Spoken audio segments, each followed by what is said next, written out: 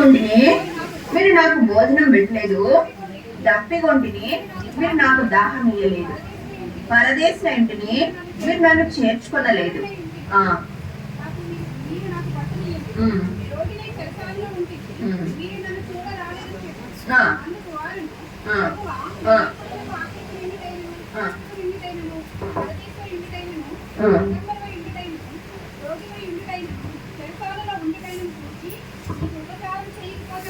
ఆయన అడిగారు.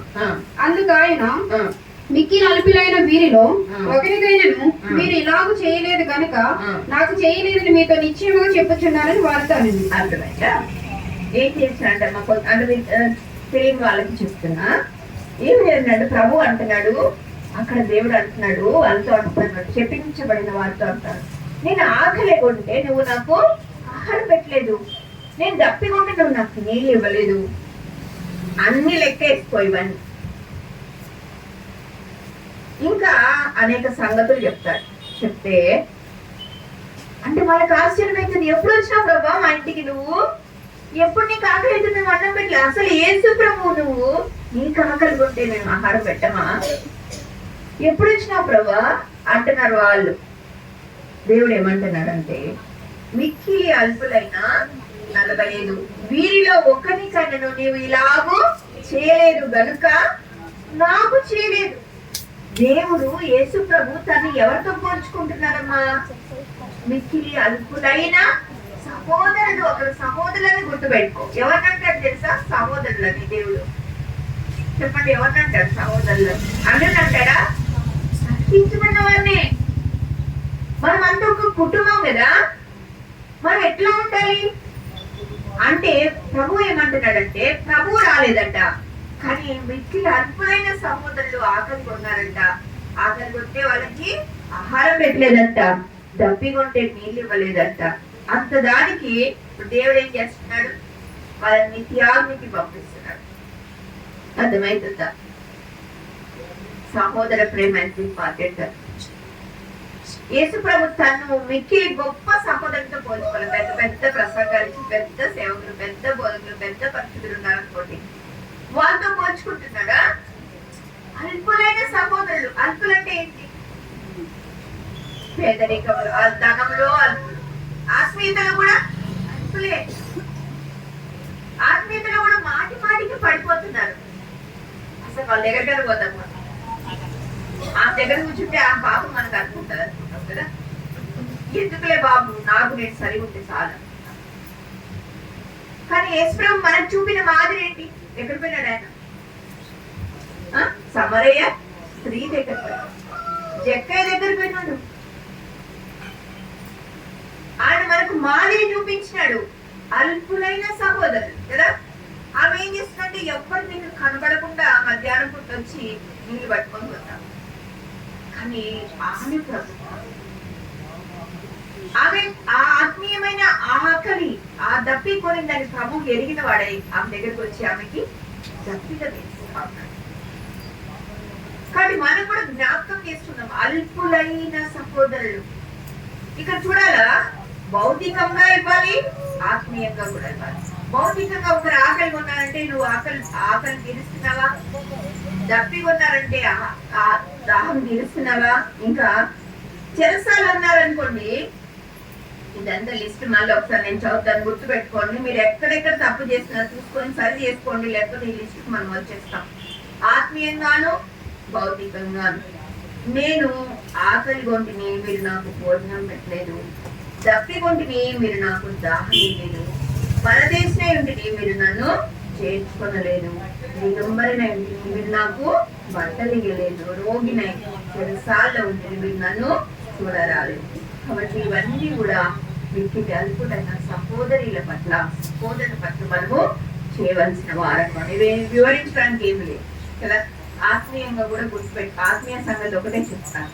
ఆత్మీయంగా వాళ్ళు ఆకలి ఉంటున్నారు అనుకోండి, వాళ్ళకి దేవుడి స్వరం వినపడట్లేదు అనుకోండి, వాళ్ళు మందిరానికి వస్తున్నా కూడా వారి హృదయం మూయబడింది, కఠినంగా ఉన్నారు, వస్తున్నారు వెళ్ళిపోతున్నారు, కానీ ఏమి వాళ్ళలో తేడా కనపడట్లేదు. వాళ్ళు కఠినమైపోయింది, వాళ్ళ పాపమును బట్టు, వాళ్ళ బాధలను బట్టు వాళ్ళు క్షణం లేకుండా వస్తున్నారు, వెళ్ళిపోతున్నారు.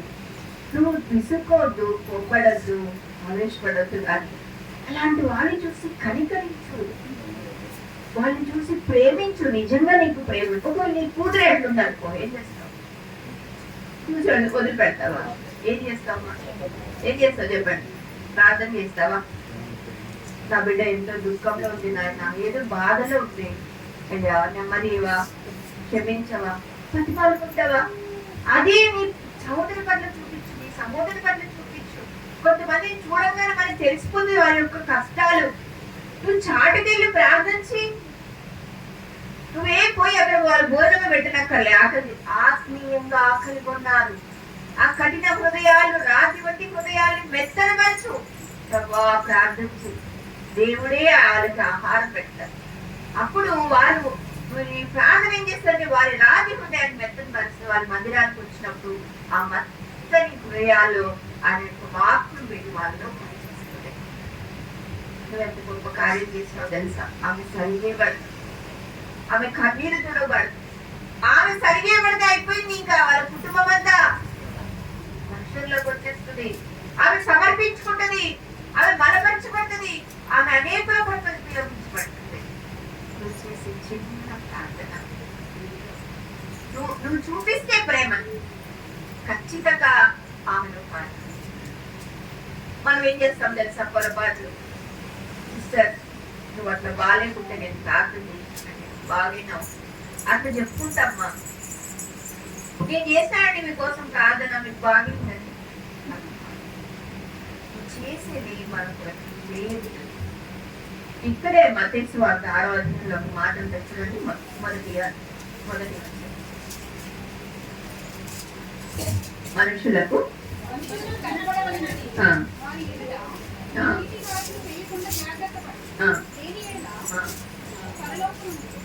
మీ తల్లి వద్ద మీకు ఫలము అర్థమైందా?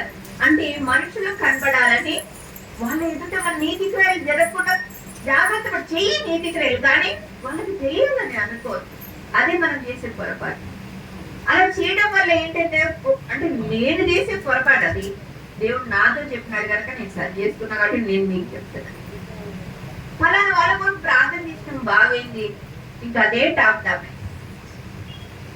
అంటే హృదయంలో ఉండదు, అంతగా చెప్పము, కానీ ఒక మాట చెప్తాం. ఫలానా అంటే అలా చేసిన అంటే మీకు బాగా జరిగింది, నాకు కూడా సంతోషం అవుతుంది. ఇంకొకరితో సాక్ష్యం అండి ఇది అంటాం, సాక్ష్యం అని చెప్పుకుంటాం.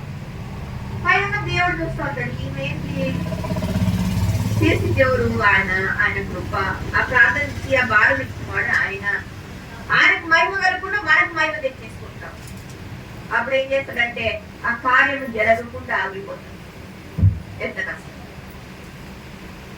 ఆగిపోతుంది. ఇదేంటి ప్రభావ, మొన్న బాగా జరిగింది, బాగుపడింది, ఇప్పుడు మళ్ళీ ఏం రివర్స్ తిరిగిందంటే నీకనంతా నీవు హెచ్చించుకుంటున్నావు కదా, సరే నువ్వే చేసుకో, నువ్వే బాగు చేస్తావు మంచి. దేవుడు కాకుంటాడు, నీ వల్ల అవుతుందా? అర్థమైందా? మనము వ్యర్థమైన మాటలు మాట్లాడి ఇట్లా మనం చూపించుకుంటూ దేవుని దగ్గర నుంచి ఫలితం రాకుండా చేసుకుంటాం. మరుగుగా ఉండి దేవుడు కార్యాలు చేయమని చెప్తారు. కాబట్టి నీ సహోదరి అంటే నా ఎక్స్పీరియన్స్ లో చెప్తా. ఏదైనా మందిరంలో ఉన్నాను నేనంటే, బ్రదర్ గవర్నమెంట్ జాబ్ చేస్తారు కనుక అక్కడెక్కడ రైల్వేస్ వస్తూ ఉంటాం కాబట్టి ఎన్నో మందిరాలు నేను తెలుసు. ట్రాన్స్ఫర్ నిమిత్తం అక్కడ కొన్ని రోజులు ఇక్కడ కొన్ని రోజులు ఉంటాను కనుక ఒక మందిరంలో ఇద్దరు సహోదరుల మధ్య విభేదం ఉంది. కానీ ఇద్దరు మంచి వాళ్ళే, ఇద్దరు ఆత్మీయులు, ప్రస్తుతులే. అది నాకు ఎంతో మనసు కష్టం లేదు. ఏం చేయాలా? దేవుడు చెప్తా ఉన్నాడు.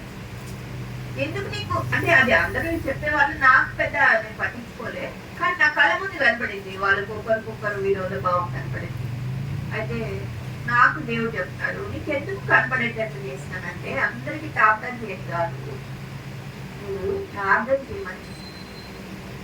అలాగా దేవుడు చెప్పినప్పుడు నేను ఎవరితో అవ్వలేదు కాదు, నేను వెళ్ళి మరుపుగా ప్రార్థన. అంటే ఆశ్చర్యం ఏంటంటే ఇష్టపూర్వకంగా బాగా తెలిసి ప్రార్థన చేస్తా దేవుడు కార్యం తీసుకుని వాళ్ళతో సమాధానం.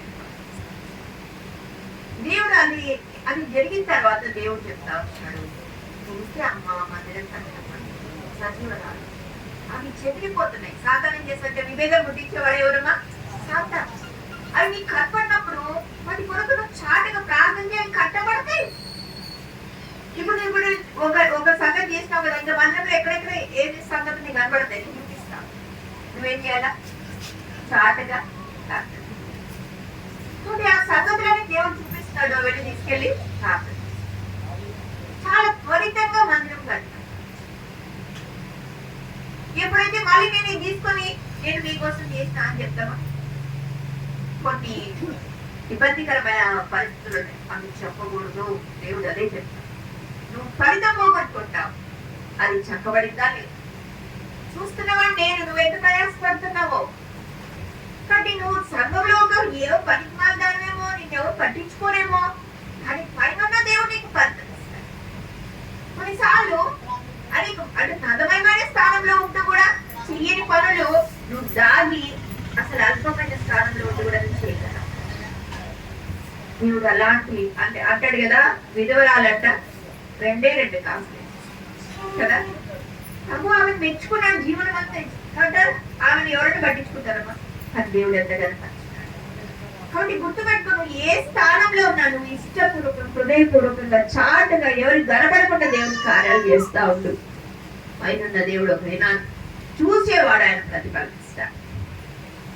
కాబట్టి ఆ రీతిగా మన సహోదరులు మన మందిరంలో కట్టబడాలంటే చాలాసార్లు మనం ఏమనుకుంటాం అంటే మిక్కిలి అల్పులైన సహోదరులు వస్తే పట్టించుకుంటాం, పట్టించుకుంటా. గొప్ప సహోదరులు వచ్చినారనుకోండి, కొన్ని వాటి బోధకులే కావచ్చు, సేవకులే కావచ్చు, వేరే ఊహించినారు పెద్దమ్మలు కనిపిస్తే వాళ్ళకి ఎక్కువ ఇంపార్టెన్స్ ఇస్తాం కదా. కానీ అల్పులకు ఇస్తామమ్మా. కానీ దేవుడు ఎవరితో పోల్చుకున్నాడు? అల్పులైన సహోదరు. అంటే మనం వాళ్ళు తృణీకరిస్తాం కనుక వాళ్ళతో నువ్వు వాళ్ళకి ఇచ్చినా కూడా నాకు ఇచ్చినట్టేనమ్మా, వాళ్ళకి అలా ఉన్న దేవుడు చెప్తాను. కాబట్టి ఇక్కడ కూడా ఏం కనపడుతుంది మనకి? సహోదర ప్రేమ కనపడుతుంది. కానీ దాని శిక్షణ కూడా మనం గమనిస్తాం, క్షమించబడతాం, కష్టపరచొద్దు. మనం ఏం రోగి అంటే చూడటానికి వెళ్ళమంటే ఎట్లా వెళ్తామంటే మనము ఏమన్నా అనుకుంటారేమో, కనపడితే బాగుంటుంది ఇట్లా మనుషులు అనుకోవడం కాదు, బయట కూడా అంటాం. ఇన్నాళ్ళు మోపు ఏమన్నా అనుకుంటారని పోవాలేమో, కొత్తగా వచ్చిన విశ్వాసులకి అదే ఎంతలో ప్రేమ ఉంటారు. వాళ్ళు పోయి పరామర్శించాల. ఎప్పుడు నువ్వు ఏమి చేస్తావు నీకు కూడా అదే చేయబడుతుంది, అవునా కదా? ఏ కొలతతో కొలుస్తావు? మత్తయి సువార్త 7వ అధ్యాయము 2వ వచనం చదవండి.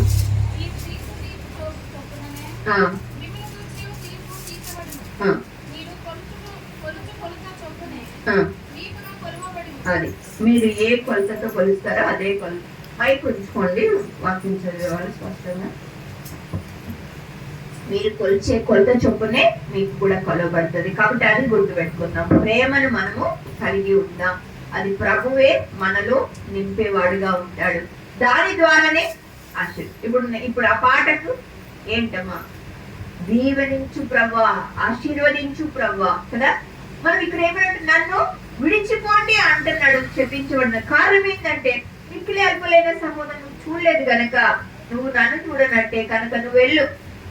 ఇది ఎంత నేరంగా పరిగణిస్తున్నాడు దేవుడు అని అంటే ఆదాము అవ్వల కంటే పెద్ద నేరంగా కనపడుతుంది. కానీ వీళ్ళని పైన ఉన్న వాళ్ళని ఆశీర్వదిస్తున్నాడు, కుడివైపు ఉన్న వాళ్ళని. చూడమా మత్తయి సువార్త 25 కుడివైపు ఉన్న గొర్రెలతో ఏమంటున్నాడు?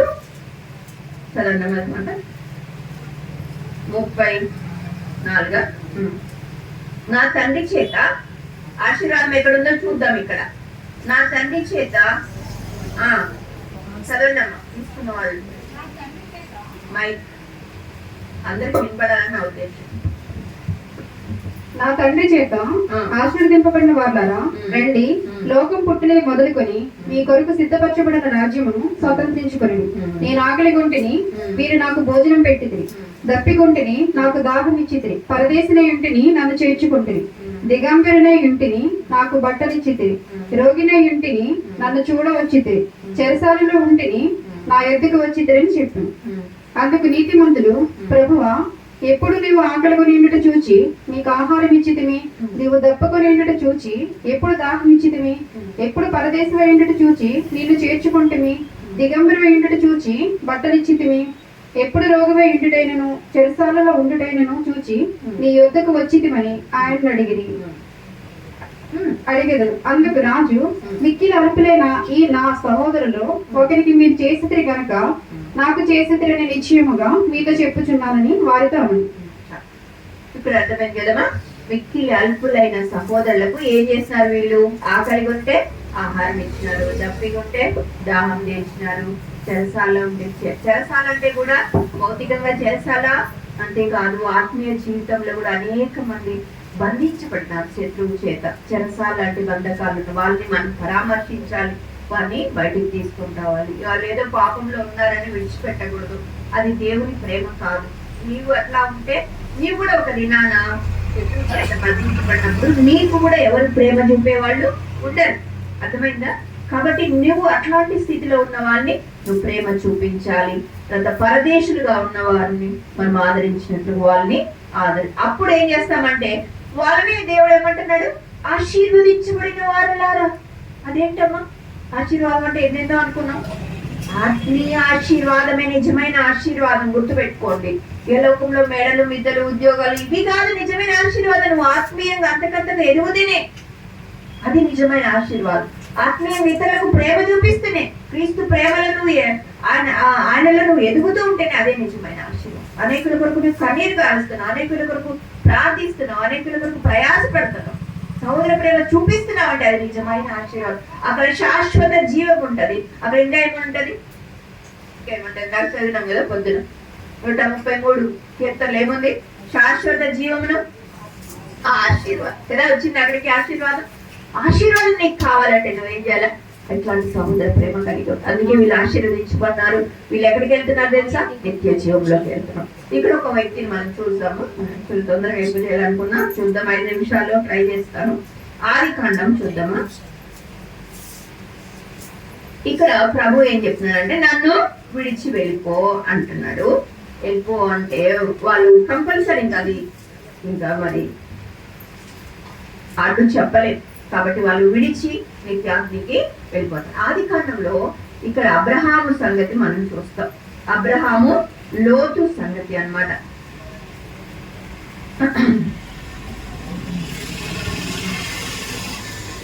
మనం ఇంకా అన్ని రెఫరెన్స్ చూస్తే టైం పడుతుంది మరి.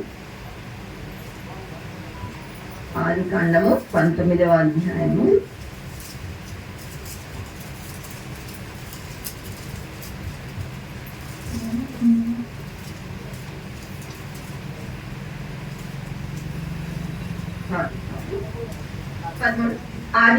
13వ అధ్యాయము. ఇక్కడ అబ్రహాము లోతుతో అంటున్నాడు అనమాట. ఏమని అంటున్నాడంటే ఎన్నో వచ్చినమ్మా 8వ వచనం చూడండి. కాబట్టి అబ్రహాము మనము బంధువులం గనక నాకును నీకును నా పశువులకును కాపర్లకు నీ పశువులకు కలహం ఉండకూడదు. ఈ దేశం అంతా నీ ఎదుటనున్నది కదా, దయచేసి నన్ను విడచి వేరుగా ఉండుము కదా. అబ్రాము లోతు సహవాసం కలిగి ఉన్నారు. అయితే వాళ్ళు విభేదం వస్తా ఉంటే అబ్రామ్ అంటున్నాడు నన్ను విడిచి వేరుగా ఉండు అంటే, లేదు నువ్వు నాకు కావాలా ఈ విభేదాలను తొలగించేసుకున్నాం అని అనలేదు, కానీ లోతు వెళ్ళిపోవడానికి సిద్ధపడ్డాడు. అర్థమైందా? పొరపాటు జరుగుతా ఉంది ఇక్కడ. అంటే లోతు అబ్రహామును విడిచి వెళ్ళిపోతాడు. ఎంతో మంచి సావాసం, దైవ సావాసం విడిచి లోతు వెళ్ళిపోతున్నాడు. ఎక్కడ చూస్తున్నాడంటే ఏదైనా తోటలా కనపడుతుంది. అంటే ఏదో తెలుసా? సొదొమ గొమొర్రా ప్రాంతము ఏదైనా తోటలాగా కనపడుతుంది. భౌతిక నేత్రాలకు అట్లా కనపడతా ఉంది. అంటే లోకాన్ని ప్రేమించి లోతు ఏం చేస్తున్నాడంటే అబ్రహాముని విడిచి గుర్తుపెట్టుకో, సహవాసాన్ని విడిచి నువ్వు వెళ్తే ఎంత నష్టం కలుగుతుందో. సొదొమ గొమొర్రా సంగతి మనకి ఎరుక కదా. ఇవన్నీ చదివితే మనకి లేట్ అవుతుంది, గుర్తుంచుకో. అవి అక్కడేమండి అగ్ని గంధకాలతో ఆ పట్టణం అంతా నాశనం అయిపోయింది. అలాంటి పట్టణానికి దగ్గరికి వెళ్ళిపోతున్నాడు లోతు. అక్కడికి వెళ్ళిపోయినాడు కూడా, సహవాసాన్ని విడిచిపోయినాడు. కొన్నిసార్లు అదే పరీక్షలు వస్తాయి. అబ్రాహం లాంటి వాళ్ళు నేర్చుకో, నీకు ఏది కావాలంటే అది కోరుకో అంటే మనం అదే కోరుకుంటాం. మన సొంత దాని మీద ఉంటుంది కాబట్టి లోక సంబంధమైన కోరుకొని అంటే మీరు కోరుకున్నట్టు నీకు జరుగుతుంది కూడా. అక్కడ ఏమైపోతుందమ్మా, అబ్రహాము లోతు తన భార్య, ఇద్దరు కుమార్తెలు ఆ యొక్క సొదొమ గొమొర్రా నుంచి బయట ఏది కోరుకున్నాడు, ఏదంతో అది మొత్తం అది అగ్ని గంధకాలు నశిస్తుంది. మళ్ళీ అక్కడి నుంచి కూడా కేవలం అబ్రహాం ప్రార్థన బట్టి లోతును దేవుడు పక్కకు తీసుకొస్తాడు. ఎవరెవరిని? లోతు భార్యని, ఇద్దరు ఆడపిల్లలు. లోతు భార్య ఏమైపోయింది ఇక్కడ కూడా? ఎందుకైంది? వెనక్కి తిరిగి చూడదంటే చూసి ఆమె ఏమి విడిచిపెట్టలేకపోతుంది. అర్థమైందా? విడవాల్సింది దేవుని బిడ్డల సహవాసం కాదు, లోకాన్ని నువ్వు విడవాలా. ఆమె లోకాన్ని విడిచిపెట్టలేకపోయింది. ఆమె ఉప్పు స్తంభం అయితే లోతు తర్వాత ఇద్దరు బిడ్డలు సంగతి. అక్కడ కూడా లోతు దేవుని మాట వినాలి. ఇక్కడ ఉందా అంటే అక్కడ ఉండలేదు. నాకు అది కావాలన్నాడు, అక్కడికి ఉండమన్నాడు, ఓకే అన్నాడు. కొన్నిసార్లు దేవుడు కూడా ఎక్కువ మాట్లాడు. నువ్వు ఏది కావాలి అంటే ఒక స్టేజ్, ఆత్మీయ స్టేజ్కి వచ్చినప్పుడు నువ్వు ఏదైనా సెలెక్ట్ చేసుకునే విషయంలో చాలా జాగ్రత్తగా ఉంటాయి. నాకు ఇది కావాలంటే సరే, దానివల్ల నీకు నష్టం వస్తే అది నీవే బాధ్యత. దేవుడు ఏం చెప్తే అది వినాలి. లోతుకు దేవుడు చెప్పిన మాట చేయలేదు. తనకి నేను ఇక్కడ పోతానని చెప్పాల్సినది దాని దగ్గరికి తన బిడ్డల కుటుంబాలు, తన బిడ్డల యొక్క సంతానం అంతా కూడా నాశనం అయిపోతా వచ్చింది. అంటే చెప్పించబడిన వారుగా అయిపోతా వచ్చినారు. ఏం కోరుకున్నాడు, ఏమి విడిచిపెట్టాడు? ఆయన సహవాసాన్ని విడిచిపెట్టాడు. అర్థమైందా? దేవుని బిడ్డల సహవాసం విడిచిపెట్టే నాశనం మనకు కలుగుతాడు. మనం విడిచిపెట్టాల్సినది కాదు, కానీ లోకాన్ని మనము విడిచిపెడితే మనం జీవిస్తాం. దేవుని బిడ్డల సహవాసంలోనే మనం ఉండాలి. ఇది విడిచిపెట్టకపోతే ఎక్కడ విడిచిపెట్టాల్సి వస్తుంది. మనం చదివింది మత్తయి సువార్త 25 ఏం విడిచిపెట్టాలా? నన్ను విడిచి వెళ్ళిపోండి అంటున్నాడు. యేసు ప్రభునే విడిచిపెట్టాల్సి వస్తుంది. కాబట్టి జాగ్రత్తగా మనము సరి చేసుకున్నాం. ఆయన బిడ్డల సహవాసంలోనే, అంటే హెబ్రోను సహవాసంలోనే మనము నిలిచి ఉండి మనము ఆత్మీయంగా మత్తయి సువార్త 25లో లాగాలి సహోదర ప్రేమ మనం కలిగి ఉన్నట్లయితే మనం ప్రభువుని విడిచి వెళ్ళం. నిత్యము ఆయనతో ఉంటాం. ఆశీర్వదించబడిన బిడ్డల వలె ఉంటాం. నిత్య జీవాన్ని ఆయన మనకు పిలిచినాడు. ఆ రీతిగా దేవుడు మనల్ని ఆశీర్వదిస్తాడు. కాబట్టి సహోదర ప్రేమ విషయంలో ఈ విధంగా మనం ఉందాం. దేవుడి మాటలు మన కొరకే దీవించిందా. ఆమె ప్రార్థన చేయండి అప్పుడు.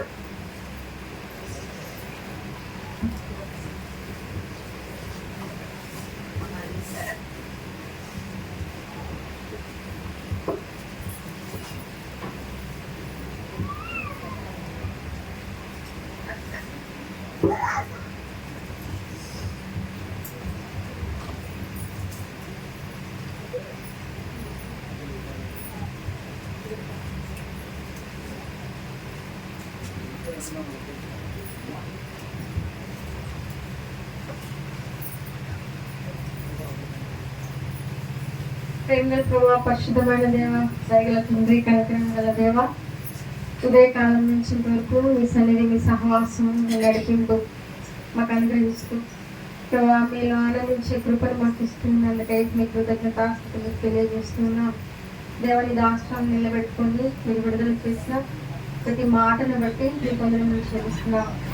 ప్రభావ ప్రేమల గురించి మాట్లాడుతూ వచ్చిన ప్రభావ తండ్రి సహోదర ప్రేమ ప్రభావ జ్ఞాపకం చేస్తూ వచ్చినాం. ప్రభావ అన్ని ఆజ్ఞలు ఒకే వాగ్దానంగా గుప్తంగా అయినట్లుగా మాకు తెలియజేస్తూ వచ్చినందుకే స్తోత్రం.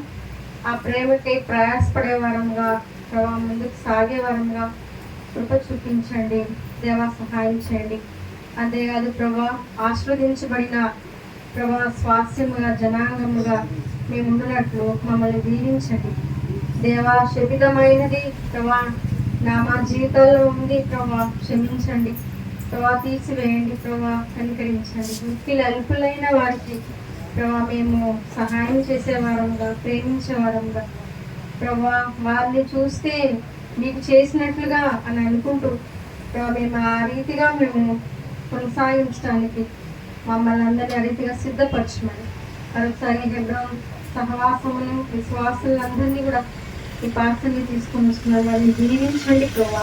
వారు చేస్తున్న తీర్మానాన్ని స్థిరపరచండి, దీవెనతో వారిని పంపించండి దేవా. దేవా సహాయం చేయమని యేసుక్రీస్తు వారి శ్రేష్టమైన నామమున స్తుతించి ప్రార్థిస్తున్నాను తండ్రి, ఆమేన్.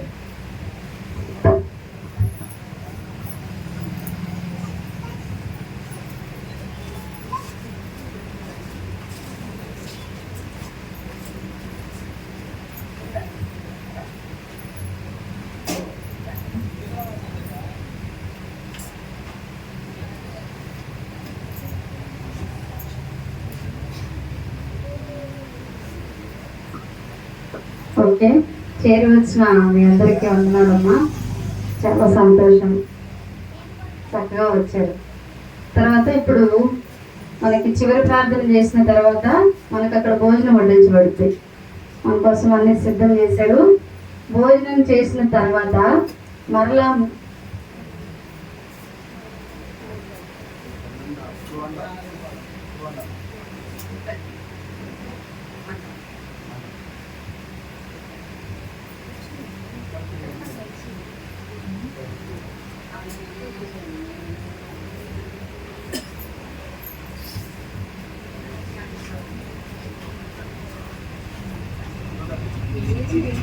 రెండున్నర గంటలకు మళ్ళా ఫోన్ వస్తాం మన అక్కడికి.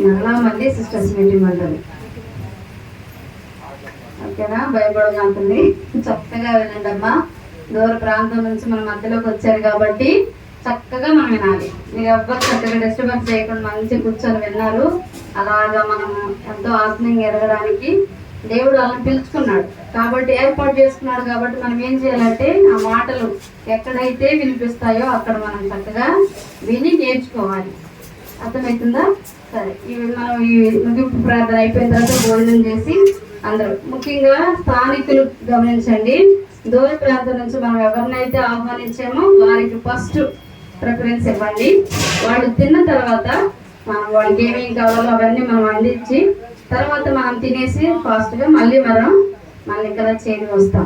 సేవకురాళ్ళు ఎవరైతే ఉన్నారో వాళ్ళు ఇంట్లో దేవుని సేవకుని ఇంట్లో భోజనం వడ్డించబడుతుంది. ముఖ్యంగా గమనించండి, అన్నిటి కొరకు మళ్ళీ మధ్యాహ్నం జరిగేపోయే దాని కొరకు రాత్రి కోడికి రేపు యానివర్సరీ మీటింగ్ ఉంటుంది. వీటన్ని కూడా చక్కగా దేవుడు మనకు సహాయం చేసేటట్లుగా నిలబడుతున్న బిడ్డలందరూ కూడా ఆత్మపూర్ణంగా బలపడినట్లుగా, దేవుడు అభిషేకించినట్లుగా, దేవుడు మనకి ఏదైతే వాక్యం సిద్ధపరిచిండో అది మనకి దేవుడు అనుగ్రహించినట్లుగా మీరు కూడా వ్యక్తిగతంగా ప్రార్థన చేయండి. మీటింగ్కి వస్తున్నాం వెళ్ళిపోతున్నాం అనేది కాదు, కానీ వ్యక్తిగతంగా ఏ మీటింగ్కి వచ్చినా మొట్టమొదటిగా మనం ప్రార్థన చేసుకోవాలి. నా వ్యక్తిగత జీవితంలో నాతో మీరు ఏం మాట్లాడదలుచుకున్నారు అని మీరు ప్రార్థన చేసినప్పుడు మీకు క్లారిటీ వస్తుంది. అప్పుడు మీకు దేవుడు సహాయం చేస్తాడు. అడిగిన కొలది చక్కగా దేవుడు మీకు సహాయం చేస్తాడు. కాబట్టి గమనించండి అమ్మా. అందరికి ప్రైజ్ లార్డ్.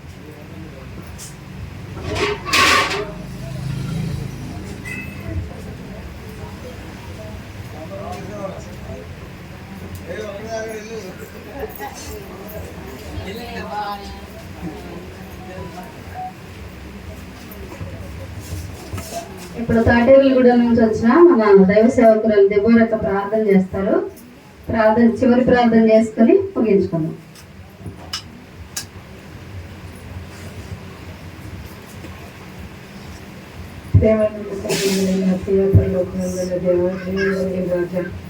ఈ యొక్క దినమున తండ్రి దేవా, మరియు ఈ విధంగా సహోదరులుగా తండ్రి మేమందరము మీ యొక్క ఇంటిలో తండ్రి దేవా మరి నిలబడి తండ్రి కూర్చుండి ప్రభావ మీ యొక్క మాటలు వినే భాగ్యం మాకు అనుగ్రహించినందుకే వందనాలు చెల్లించుకుంటున్నాను. మరి ఉత్తమమైన దాన్ని ఏర్పాటు చేసుకున్నదాన్ని మీరు ప్రశంసించిన వారుగా ఉంటున్నారు దేవా. మరి మేము ఏ విధంగా జీవించాలో దేవా మరి మాకు తెలియదు. మీ యొక్క లేఖన భాగాల ద్వారా మేము ఎంతో స్పష్టంగా జ్ఞాపకం చేస్తూ వచ్చినాం. సహోదరుల ఐక్యత కలిగి జీవించడం వల్ల తండ్రి శాశ్వత జీవం అక్కడ దాగి ఉంటుందని జ్ఞాపకం చేసిన మీ మాటలు బట్టి వందనాలు చేర్చుకుంటున్నాను ప్రభా. దేవా ఐక్యతలో తండ్రి దేవా మరి మీరు జ్ఞాపకం చేస్తూ వచ్చినారు అబ్రహాము లోతు యొక్క జీవితం. దేవా వారి యొక్క 2 కుటుంబాలు మా ముందు తీసుకొచ్చినారు. అబ్రహాం వల్లే ఆయన యొక్క కుటుంబం వల్లే తండ్రి మేము జీవించాలని మీరు కోరుతున్నారు ప్రభా. ఆ విధంగా ఉండేటకు మాకు సహాయం చేయండి.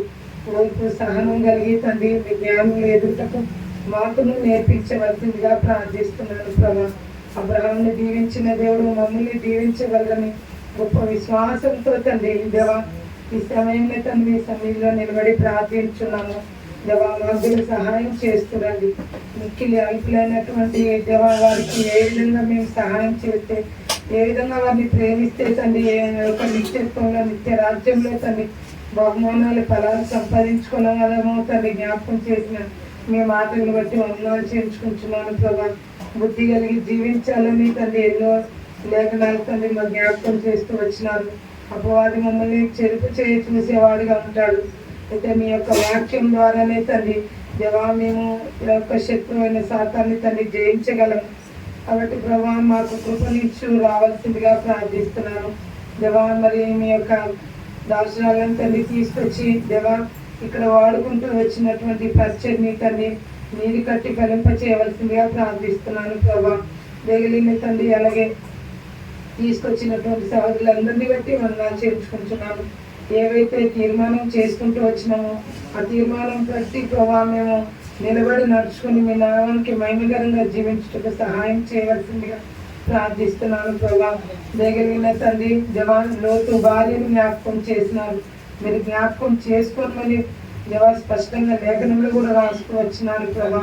నిజమే వెను తిరిగే తండ్రి జీవితం కాకుండా తండ్రి దేవా మరి దేవా నీతివంతులు ధైర్యంగా ముందుకు వెళ్తారు సింహవాలని లేఖనాల్లో రాయబడింది. ఆ విధంగా తండ్రి ఎన్ని శ్రమలు ఎరుకులు ఇబ్బందులు వచ్చిన అబ్రహాం వల్లే ముందుకు సాగుటకు మాకు సహాయం చేయండి దేవా. మరి షారా కూడా తండ్రి ఆమె ఎంతో జ్ఞానయుక్తంగా తండ్రి దేవా మరి తన యొక్క కుటుంబాన్ని ఏ విధంగా చక్కదిద్దుతూ వచ్చిందో ఆ విధంగా మేము దేవా జ్ఞానం ద్వారా తండ్రి మా యొక్క కుటుంబాలు మా సంఘాన్ని బాగు చేసుకుంటే సహాయం చేస్తూ రావాల్సిందిగా ప్రార్థిస్తున్నాను. వారు తండ్రి అబ్రహాం తండ్రిగాను దేవా షారా తల్లిగా జీవించు వచ్చినారుగా ఉంటున్నారు.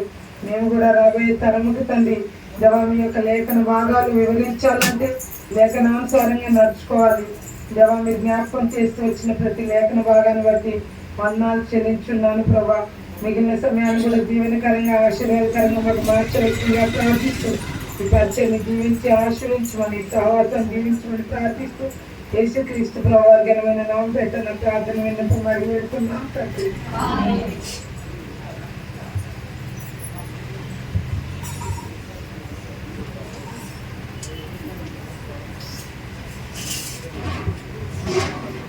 ఓకే అమ్మా, అందరు భోజనానికి బయటకు వెళ్ళి అక్కడ చేతులు కడుక్కోవడానికి నీళ్ళు ఉంటాయి. మందిరంలో ఎవ్వరు భోజనం తీసుకొచ్చి తినద్దు. మళ్ళీ మనం ఇవన్నీ తీసి రెడీ చేసుకునేసరికి 3 అయింది.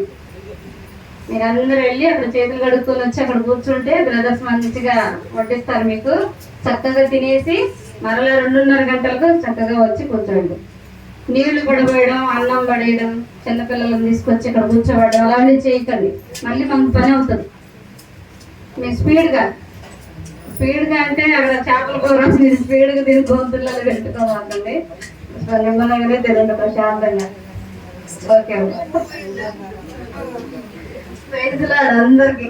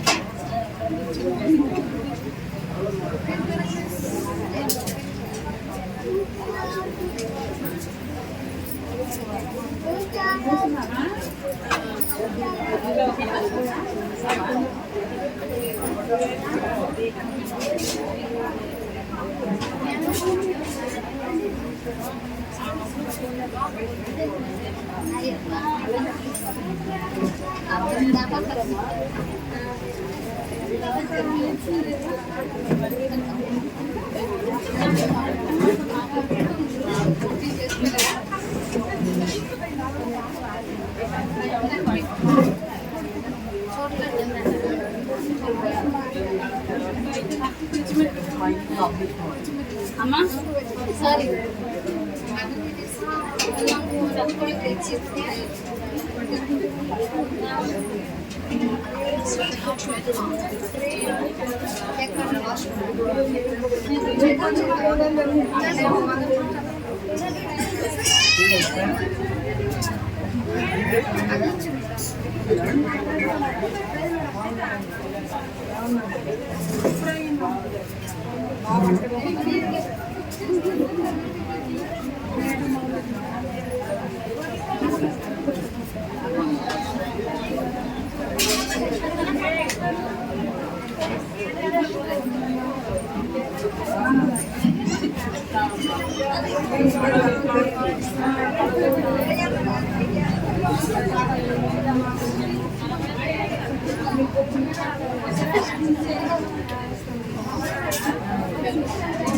అక్కడెక్కడ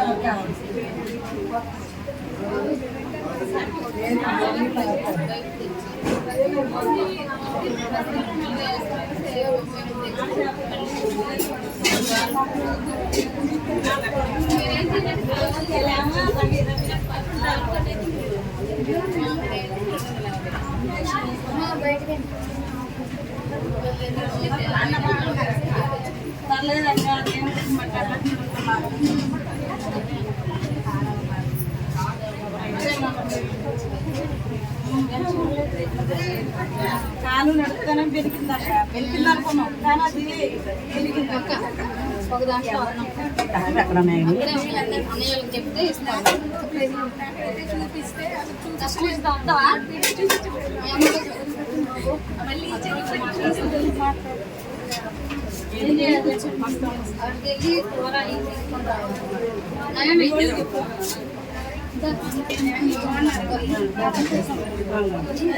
తీసుకెళ్ళి దాంట్లో రైస్ దాంట్లో చేప ముక్కలు ఓకేనా దాంట్లో సాంబార్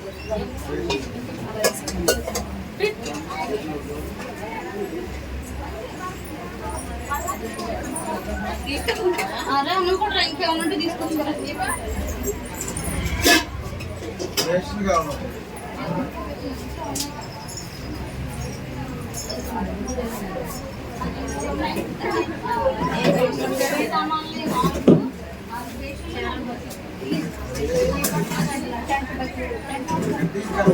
కనబడలేదు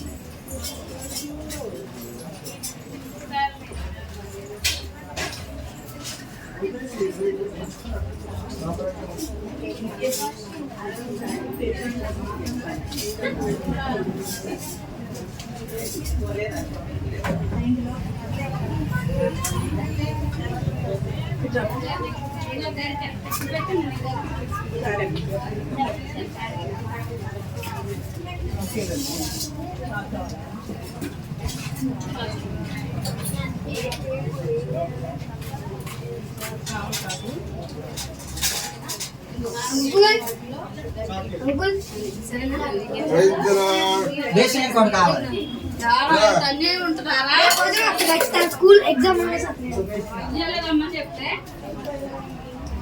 చాకా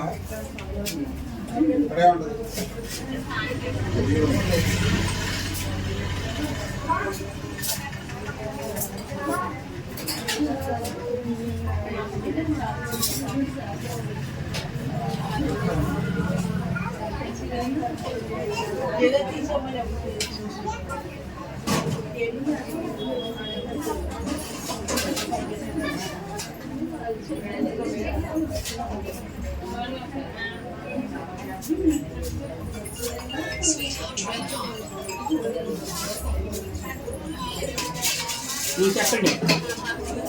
హలో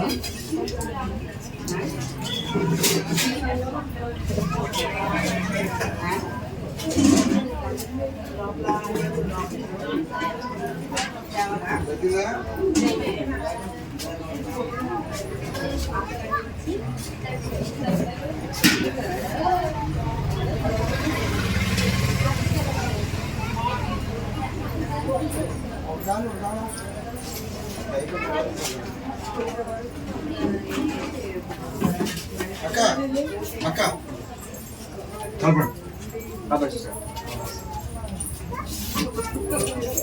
ఊరిది ఆపలేదా?